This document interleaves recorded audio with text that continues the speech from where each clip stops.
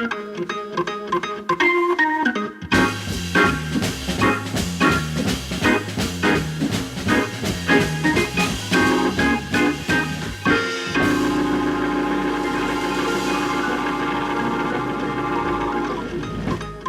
buenas tardes, señoras y señores. Bienvenidos a Todavía es Temprano. Gracias, gente, gracias. Vamos a hasta las 5 de la tarde. Vamos a estar con ustedes, acompañándolos con información, con cosas que se nos van a ir ocurriendo a lo largo del programa. Entre esas cosas que se nos van a ir ocurriendo, la acabo de ver nuevamente a la licenciada Marisol Columpio, que va a estar con nosotros compartiendo un momento. Pero vamos a arrancar mostrándoles los títulos más importantes del día para nosotros.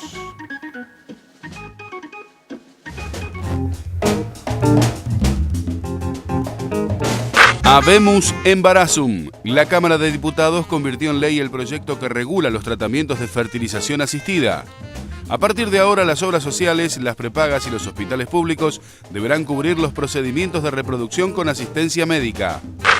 A ponerse. La provincia de Buenos Aires cobrará un impuesto extra a quien tiene más de una casa. Los dueños de más de una propiedad radicada en territorio bonaerense pagarán una cuota si tributan entre 400 y 800 pesos y 3 cuotas si deben pagar más de 800. En coche, la producción nacional de autos creció en mayo más del 30%. La producción automotriz alcanzó en mayo las 79.590 unidades, lo que representó un crecimiento del 32,2% respecto al mismo mes de 2012. A la hoguera. Procesaron penalmente a la docente que dio a leer un libro sobre una historia de homosexualidad entre una adolescente y su profesora. Una jueza de San Luis dio lugar a la denuncia penal contra la profesora de literatura realizada por una madre devota de la Iglesia Universal de Dios que la acusó de hacer apología del sexo libre y de las drogas. Chancho loco. Hallan en Misiones 14 kilos de marihuana dentro de un cerdo faenado. Los gendarmes festejaron el hallazgo con un lechón alfazo que, según dijeron, quedó para fumarse los dedos. Muy bien, lo del chancho loco es un poco fuerte, señoras y señores. Le debo presentar, como todos los días, a la señora Mariana Carvajal. Hola, Mariana, ¿cómo te va? Bienvenida nuevamente. Muy bien. Está también con nosotros el señor Alfredo Zayat. ¿Todo bien, Zayat? Baja un poquito el tono igual, bajó, pese a que hay más mujeres, no sé qué. Ahí le tiraron mala onda. Bueno, vamos a hablar de algunos de los títulos que... Hay mucho hincha independiente, por eso es. Sí, ¿no? Sí, es puede por ser. eso que le tiran mala onda. Ahí aplauden. Carvajal, querida, vamos a hablar de uno de los temas que veíamos en la apertura de títulos. Tiene que ver, bueno, con que se convirtió en ley, finalmente, lo que habíamos hablado en el día de ayer, ¿no? Se convirtió en ley, la Cámara de Diputados aprobó la ley de fertilización asistida. Mucha emoción en las gradas y afuera en el Congreso de organizaciones que venían militando hace muchos años por esta ley, de pacientes y también organizaciones de la diversidad sexual, porque recordemos que uno de los puntos centrales y principales es que garantice el acceso universal. Esto es, a los mayores de 18 años que requieran un tratamiento de fertilización asistida, independientemente de su orientación sexual, de su estado civil, si están casados o no, si es una pareja de mujeres, por ejemplo, o una pareja heterosexual. Y el otro punto interesante es que no tiene que tener diagnóstico de infertilidad, ¿no? Porque esto habilita, por ejemplo, en una pareja de mujeres que no tienen un problema de fertilidad, sino que necesitan recurrir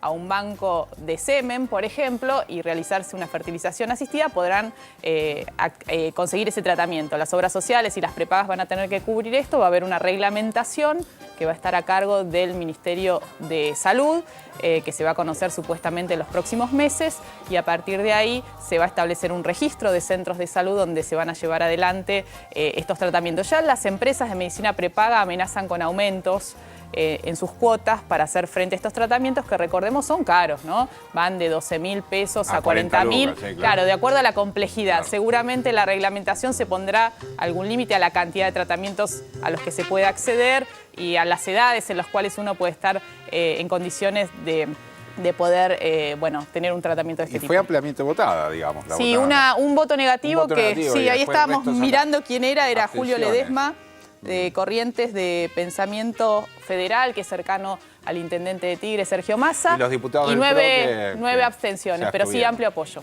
Se abstuvieron. Sí, nueve abstenciones. Esto es como uno puede verlo a nivel de un recorrido en diferentes instancias a lo largo de los años de una ampliación de un nuevo derecho. Exactamente. Claro, el derecho a la maternidad, digamos que deja de ser un tema privado para ser un tema social, pongámoslo en esos términos, porque el Estado va o garantiza a través de las prepagas o de las obras sociales que si tenés alguna dificultad para poder quedar embarazada, para poder acceder a la maternidad, se garantiza la posibilidad de un tratamiento médico. Hasta ahora era un tema privado, el que podía pagarlo accedía o no a esos tratamientos y son tratamientos caros y también de baja efectividad, eso también, porque cuando hay dificultad, cuando hay una dificultad en la fertilidad, no es que en el primer intento tenés claro, chance, ese es el problema, un 30% claro, por cada eso, intento. Por eso, entonces a lo mejor un tratamiento de 40.000 pesos se va a 120.000 para que sea eficaz. Porque tenés que hacer 3. Porque tenés que hacer Claro, 3 hasta que con uno... Sí. Y muchas veces con un fuerte desgaste emocional, también eso,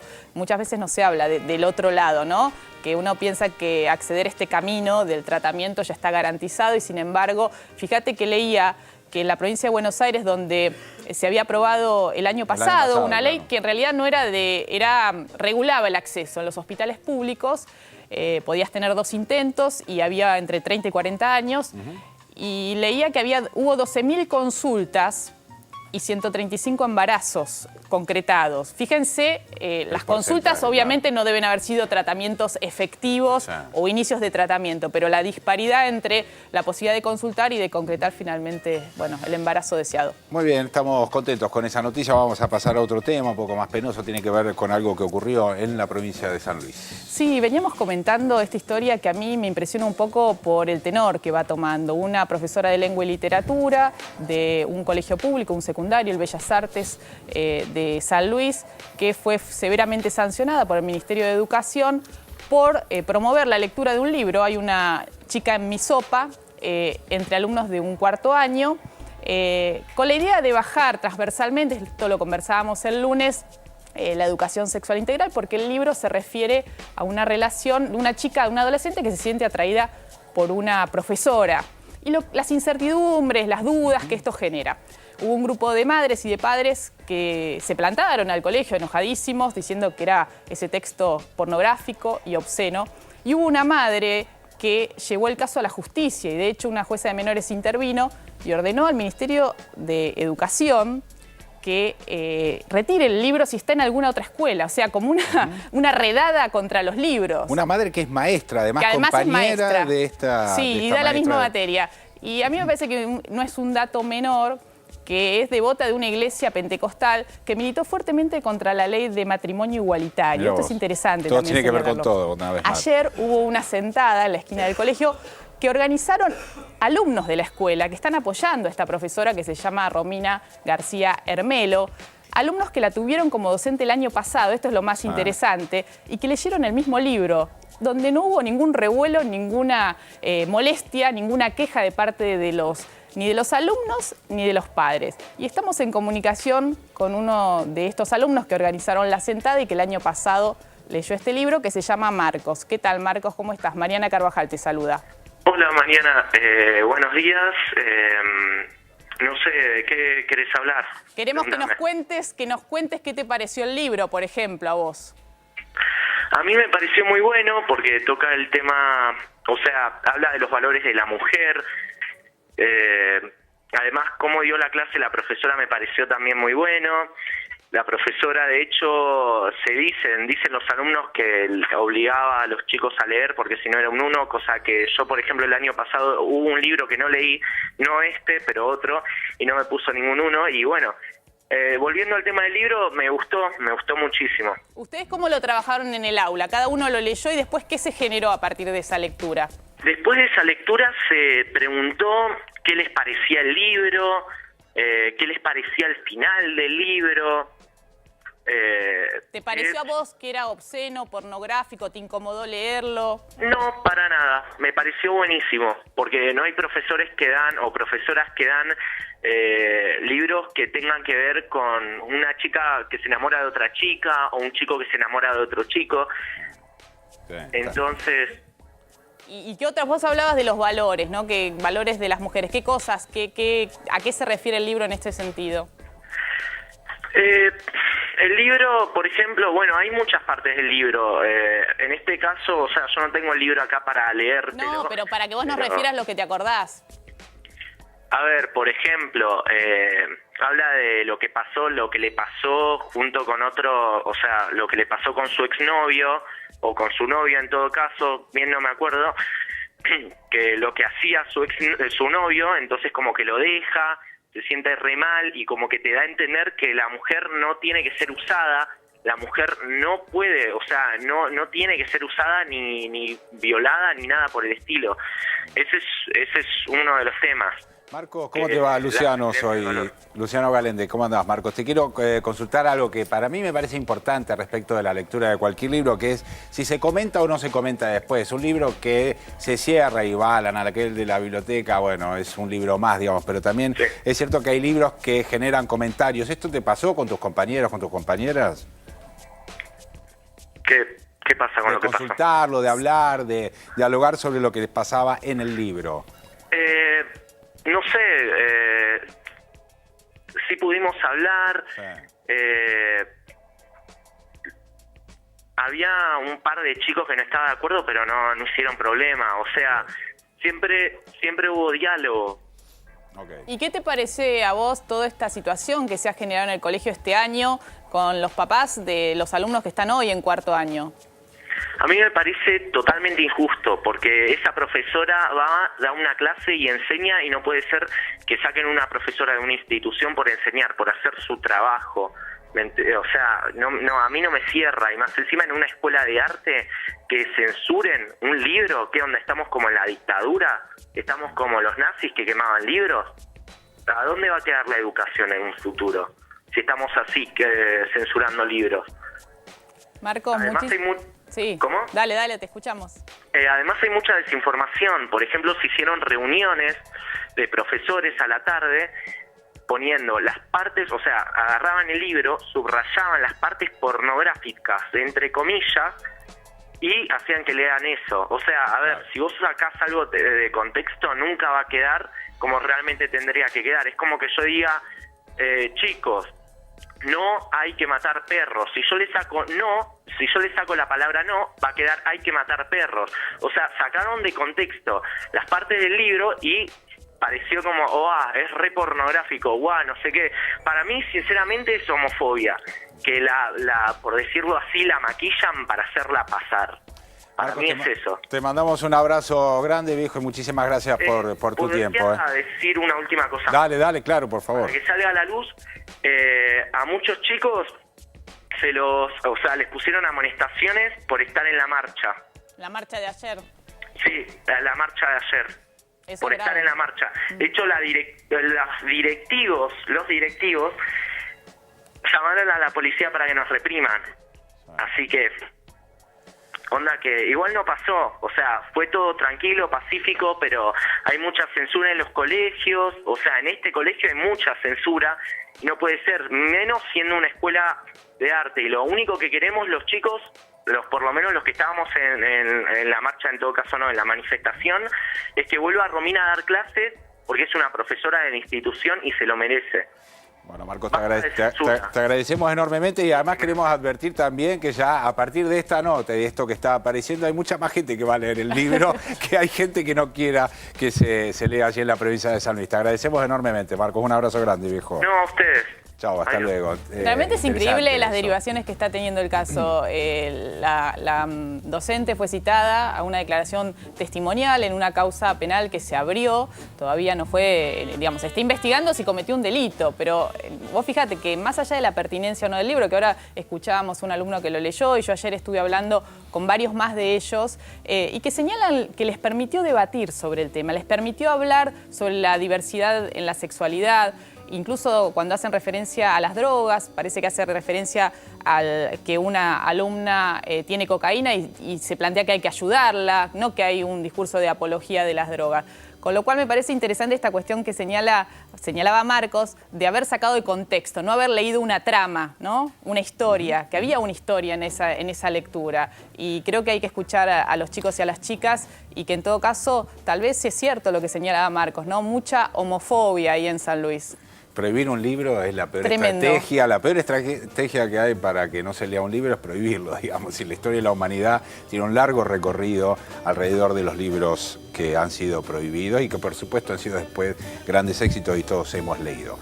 Un tipo que ha leído mucho es el señor Alfredo Zadiati. En este caso nos va a hablar del aumento bastante importante de la producción de automóviles en la República Argentina. Ayer se dio a conocer los datos de la producción de autos en la Argentina, donde subió un 32,2% comparado mayo de este año con respecto a mayo del año pasado. Este aumento fuerte, además de reflejar la recuperación del dinamismo del sector automotor, habla de una recuperación en toda la cadena industrial vinculada con el sector automotor, y es una cadena industrial muy importante porque te incluye, es básico, ¿no? Todo lo que puede ser plásticos, todo lo que está vinculado con el caucho, por el tema de las ruedas, todo lo que es el tema de electrónica, entonces lo de acero, la de las chapas, por las chapas laminadas, donde se van. O sea que cuando uno habla de la industria automotriz, uno tiene que empezar a pensar lo que es todo el encadenamiento industrial. Entonces, cuando aumenta y de esta magnitud, uno puede empezar a adelantar que el índice industrial va a dar positivo. Y es un elemento importante. ¿Por qué? Porque si vos ves el 2012 y en los primeros meses de este 2013, tenías un crecimiento global bastante magro. Digamos, en términos globales, la economía en el 2012 creció un 0,9%, muy poco. Bueno, en ese periodo, lo que vos observabas que, bueno, la industria automotriz, si bien no estaba en crisis, estaba en una situación difícil. ¿Por qué? Porque Brasil no estaba comprando tantos autos. Brasil empezó a recuperarse como importante demandante de autos y por consiguiente ahí es donde la industria argentina empieza a crecer, la industria vinculada con autos, pero también la que están alrededor. Entonces ahora con los nuevos índices que van a salir de lo que es el estimador mensual industrial, que te habla de qué es lo que está pasando con la industria, y cuando hablas de la industria estás hablando de empleo, cuando estás hablando de empleo estás hablando de empleo de calidad, con mayor valor agregado incorporado en los productos y por consiguiente mayores salarios, y si tenés mayores salarios y más empleo, lo que tenés es más dinamismo en el mercado, y en el mercado tenés más consumo. Bueno, este círculo virtuoso de la economía, cuando vos ves que el sector automotor recupera y tiene estas variaciones, podés prever que tenés un sendero por lo menos favorable. En ese sentido, la industria automotriz funciona como un síntoma importante de la economía, como una especie de señal, ¿no? Así es. Eso es algo... Esto es el punto esencial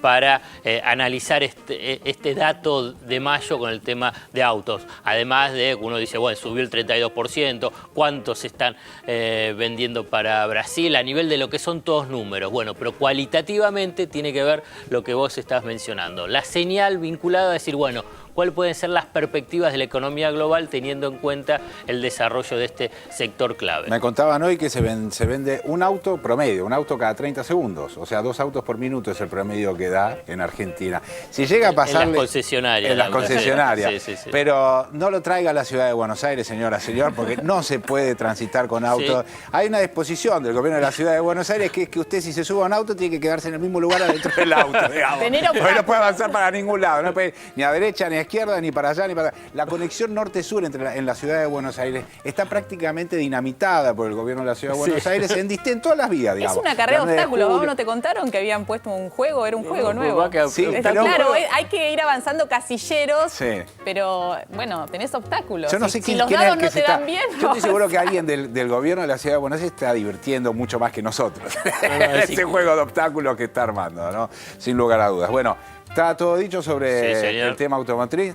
¿Estás seguro? Me gusta que se estén haciendo autos en Argentina. Eso también es un dato importante, Alfredo, ¿no? Se está haciendo autos y creo que se tiene que integrar aún más la producción local, en el sentido de no que piezas que se importen se empiecen a fabricar a nivel local. Porque lo que también hay que decir, y ya es otra faceta de lo que pasa con la industria, que cuando más autos haces, también más importás piezas. Y al importar mayor pieza, tenés mayor déficit sectorial, déficit comercial sectorial deficitario, lo que significa que perdés más divisas, Entonces, cuando tenés una mayor integración local, significa que fabriques más productos, más piezas en Argentina, es cuando tiene mayor densidad en esa producción. Me parece bárbaro, Zayat, muchísimas